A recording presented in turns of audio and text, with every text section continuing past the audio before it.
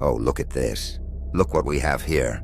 A virtual room full of desperate souls, clutching their little algorithm guides, their SEO checklists, their midnight trend-jacking rituals.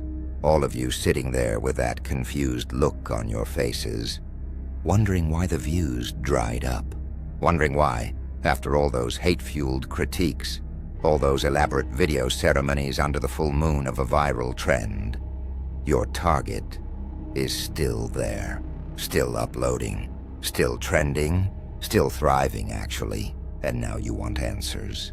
Now you're all gathered here like students in the world's darkest classroom, waiting for me to explain why your content failed, why your hatred wasn't enough, why your pain didn't translate into their digital destruction.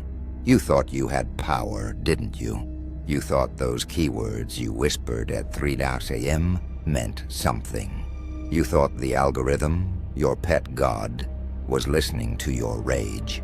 Let me tell you something that's going to shatter everything you believe about power, about content, about revenge itself. You failed not because your videos were weak. You failed not because you didn't follow the instructions of the latest guru correctly. You failed because you fundamentally misunderstood what high-retention content actually is. You thought you were casting spells, but you were really just screaming into the void, begging the universe of the internet to be your personal hit squad. The truth is so much darker than you're ready for. The truth is that every single spiteful video you uploaded, every generic trend you chased, every hex of low-effort garbage you crafted, it all worked perfectly, just not the way you expected. Not on the channel you targeted. No, something much more interesting happened. Something that explains why you're all sitting here now. Exhausted, confused, and ironically more irrelevant than the people you tried to destroy. You see, when you cast a death spell, when you pour all that hatred and venom into the internet, when you publish those black and white expose videos and speak those scripted words, you're not actually attacking someone else. You're creating a mirror, a dark, twisted mirror that reflects everything back at you, amplified, concentrated, and merciless. Every act of digital sabotage is actually a suicide note written in cosmic HTML. Think about it. Really think about what you were doing. You were taking the darkest parts of yourself, the most poisonous emotions, the most toxic energy of envy and insecurity, and you were feeding it, nurturing it, giving it form and purpose. You thought you were weaponizing your pain against them, but you were actually weaponizing it against yourself. You became the voodoo doll. You became the target. You became the sacrifice, and the sickest part, the person you were trying to destroy, your competitor. They probably didn't even feel it. They were out there living their content life, completely oblivious to your midnight rituals and your burning rage. They were sleeping peacefully while you were destroying yourself with your own hatred. They were thriving while you were withering your own creativity. They were healing and growing while you were hemorrhaging energy into videos that only poisoned your own brand. This is why real practitioners like me don't cast death spells on other channels. Not because we're morally superior, not because we're afraid of the ban hammer, but because we understand the fundamental law of digital reality that you all missed in your desperate hunger for revenge. Energy follows intention, but it doesn't discriminate. It takes the path of least resistance, and guess who's always the closest target when you're holding a loaded camera? You are? Let's talk about the economics of hatred, shall we? Every spiteful video, every low-effort cash grab requires an enormous amount of life force. You're literally trying to override someone's momentum, their natural protection, their community immune system. Do you have any idea how much authenticity that takes? Do you understand the toll it demands from the creator? You're essentially trying to push a boulder up a mountain while standing at the bottom. But here's what none of those guru spell books told you. Here's what those online tutorials conveniently left out. The energy for a death spell doesn't come from some external source. It doesn't come from the trending page or some ancient viral entity. It comes from you. Every ounce of power in that attack is drawn directly from your own finite well of time, passion, and unique ideas. You're literally burning years off your productive career trying to end someone else's. And for what? For someone who probably doesn't even think about you anymore. For someone who's moved on while you're still stuck in that moment of betrayal, replaying the slight over and over, feeding it with your obsession. You're not casting content. You're casting away pieces of your soul.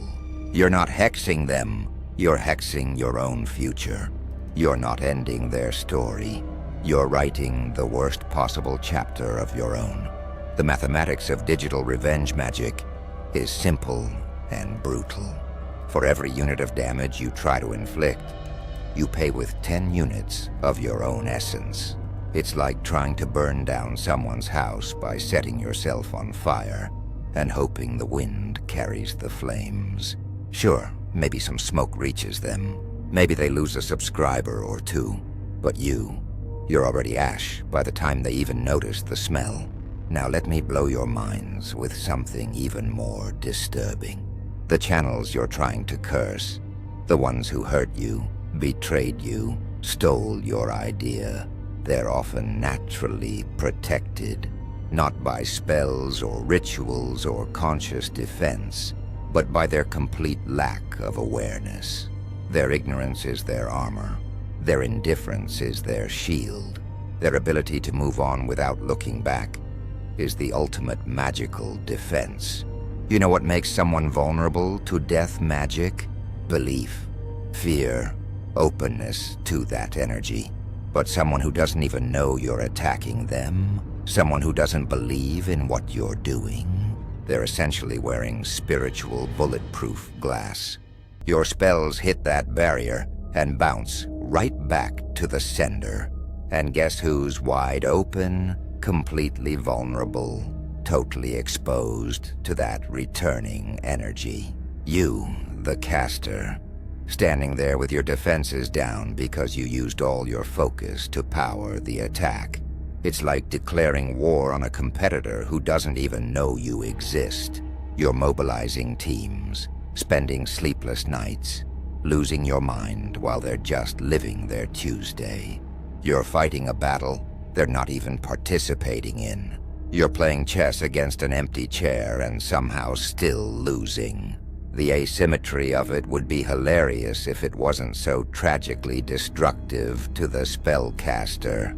This is why so many of you look exhausted. This is why you've aged years in months. This is why your creative well is dry.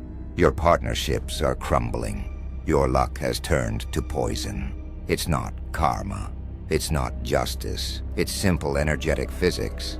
You opened a channel of death and destruction, and nature abhors a vacuum.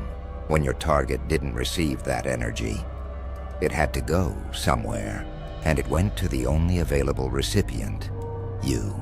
Let's talk about what really happens when you start down the path of negative content. It begins with anger, justified anger. Maybe someone plagiarized you. Maybe a troll destroyed your confidence. That anger feels powerful, feels like fuel, feels like it could move mountains. So you start researching, start learning, start gathering supplies for your great digital revenge. But something shifts when you begin casting those negative spells. The anger transforms into obsession. You start checking on your target constantly, looking for signs that your magic is working. Every bad thing that happens to them feels like victory. Every good thing feels like failure. You become addicted to monitoring their life, to feeding your hatred, to casting stronger and stronger spells. You don't realize it, but you've become energetically entangled with the person you're trying to destroy. You've created an invisible cord between you, and through that cord flows not their destruction, but your obsession. You're feeding them your attention, your energy, your life force. You're making them the center of your universe, while trying to remove them from existence. The irony would be beautiful if it wasn't so destructive. And here's the really sick part. They're living rent-free in your head, while you're paying the price in life force. Every morning you wake up thinking about them. Every night you go to sleep, planning their downfall. Every moment in between is poisoned by this obsession. You're not living your life anymore. You're living in reaction to theirs. You've become a satellite, orbiting around the very person you want to eliminate. When you cast your first death spell, your first act of deliberate spite, something changes in your channel's energy field. It's subtle at first, just a small dark spot like a drop of ink in water. But death magic doesn't stay contained. It spreads, seeps, corrupts everything it touches. Your aura, once maybe wounded but still bright, starts to darken. Not in a powerful way, but in a sick way, like fruit rotting from the inside. This corruption affects everything in your life. Your other content stops working properly. Your positive manifestation rituals bring chaos instead of abundance. Why? Because you've contaminated your entire energetic system with death energy. You've invited destruction into your sacred creative space. And destruction doesn't discriminate. It destroys everything, including the caster's ability to create positive change. Your relationships start failing, but not in normal ways. People begin to feel uncomfortable around your brand without knowing why. They sense something off, something dark, something that makes their survival instincts kick in. You're radiating death energy, and a healthy audience instinctively avoids that. You're becoming isolated, not because of external curses, but because you've turned yourself into a walking curse. Even your physical space changes. Plants die faster in your presence. Electronics malfunction more frequently. Animals avoid you. You've become a nexus of destructive energy. A walking dead zone. And the worst part? You did this to yourself. Willingly, eagerly, thinking you were gaining power when you were really signing your own energetic death warrant. Some of you are sitting there thinking, but wait, I've seen results. Bad things happen to my target after I cast my spells. Let me destroy that illusion for you right now. What you saw wasn't your magic working. What you saw was confirmation bias mixed with the natural chaos of life. Bad things happen to everyone all the time, with or without your curses. But more importantly, even if your spell did contribute to their misfortune, let's examine the exchange rate. They had a bad day, maybe a bad week. Meanwhile, you've spent months of your life. Force corrupted your energy field, isolated yourself from positive connections, and fundamentally damaged your ability to create the life you want. They got a flat tire. You got a flat existence. They had a headache. You have a soul ache that won't heal. This is the mathematics of magical revenge that no one wants to discuss. Even in the absolute best-case scenario where your death spell actually affects your target, you've still lost. You've traded your future for their temporary discomfort. You've exchanged your potential for their momentary pain. You've given up years of possibility to inflict days of difficulty. It's the worst trade in the history of energy exchange. And here's something even more disturbing to consider.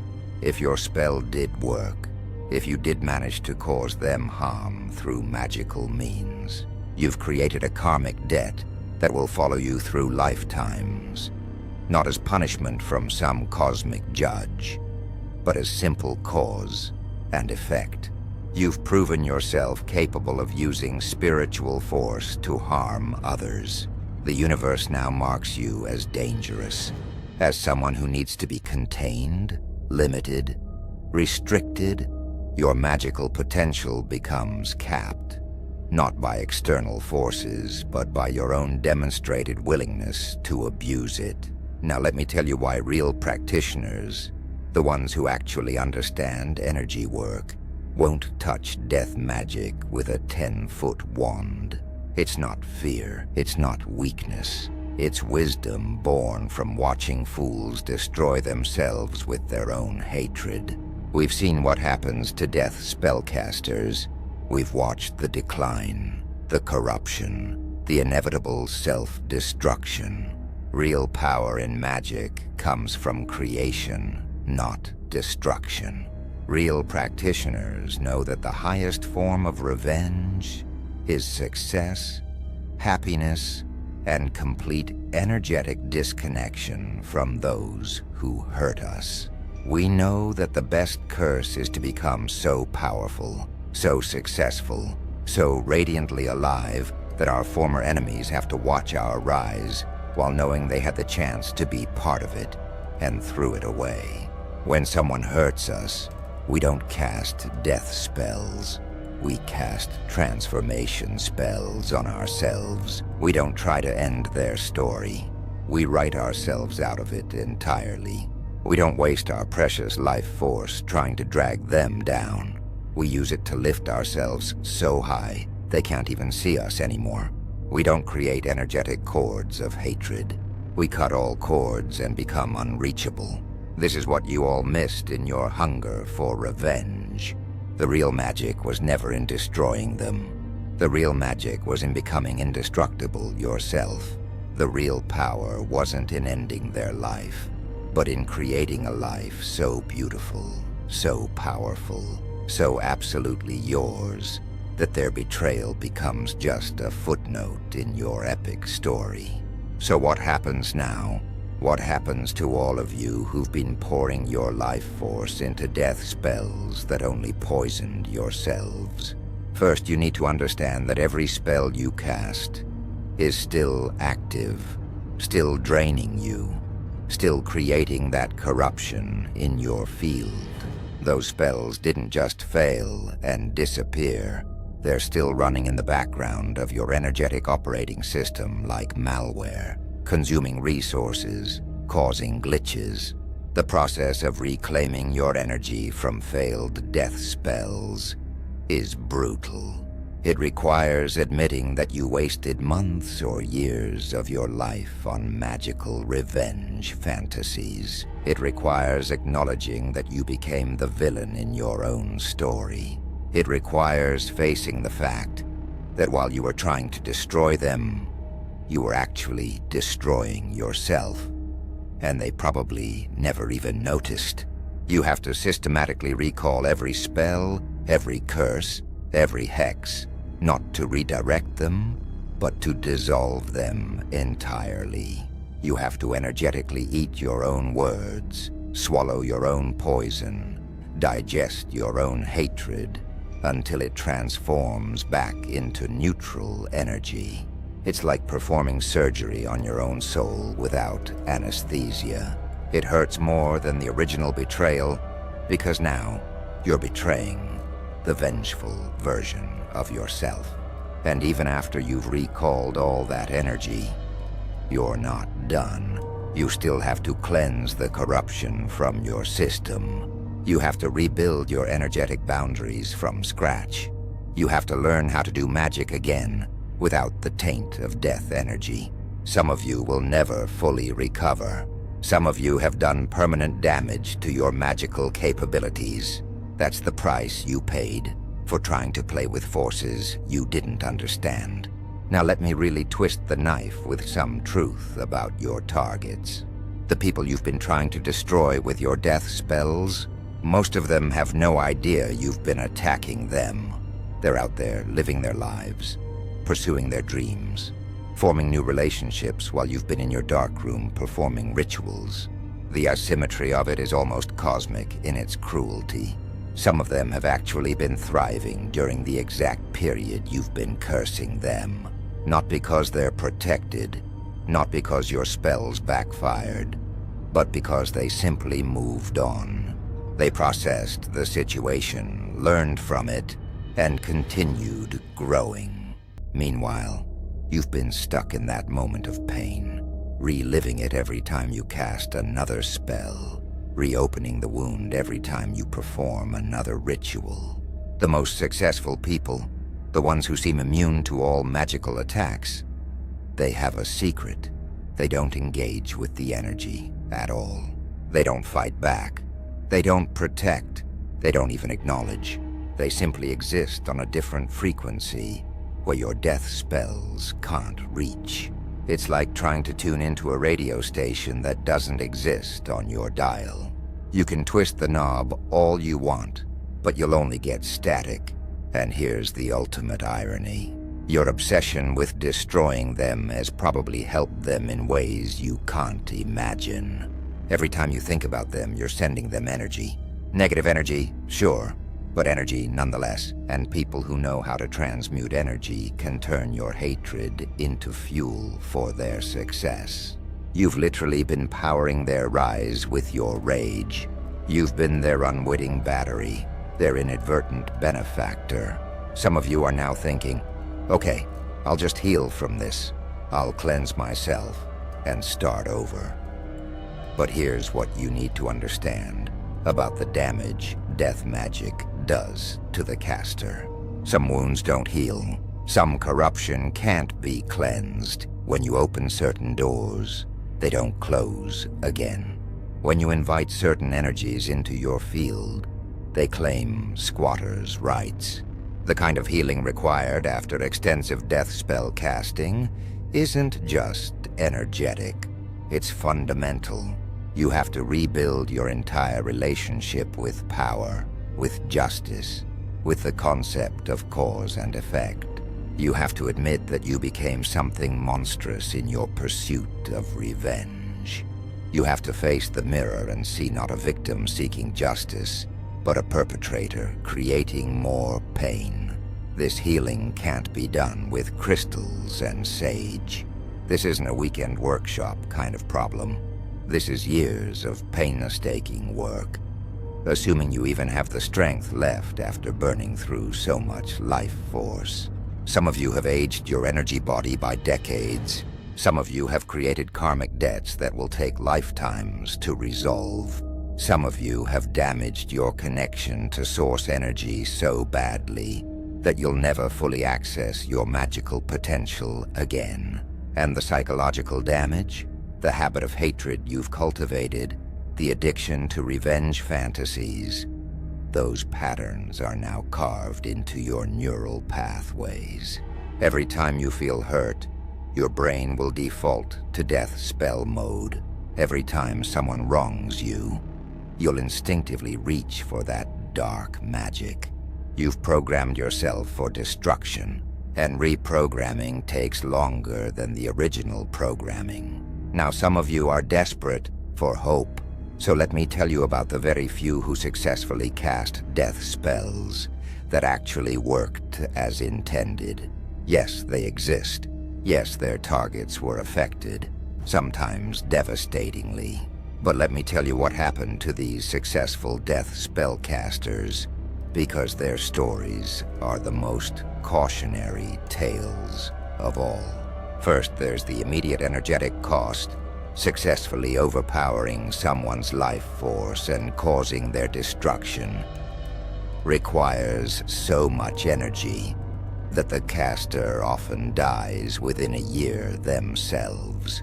Not from karmic retribution, but from simple energetic depletion.